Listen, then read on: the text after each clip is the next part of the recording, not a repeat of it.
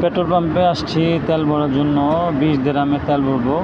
20 দিরহামে প্রায় 8 লিটারের কাছাকাছি তেল আসবে। বাংলার টাকায় প্রায় 660 টাকার মতো। প্রতিদিন পালসার এইভাবে তেল একটু বেশি খায়, কিন্তু দুবাইতে একটু কমই খায়, কারণ দুবাইতে হাইওয়ে একটু বেশি। বাসা থেকে বেরোলে হাইওয়ে 80 রাস্তা, 100 রাস্তা। আর এমনি অলিগলিতে 40 নিম্নে, আর উপরে গেলে 60 আছে, 60-এর উপরে 80, তারপরে 100। তো এমনি বাংলার প্রতিদিন 10 টাকা তেল, 10 দিরহামে তেল লাগে। 10 দিরহামে 330 টাকা তেল লাগে। তো কার্ড দিয়ে পে করুন মেশিনে। আর এইভাবে তো পেট্রোলের তেল একটু কমই খায় দুবাইতে।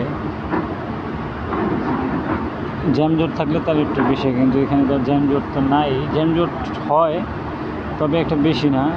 যখন আর কি অফিস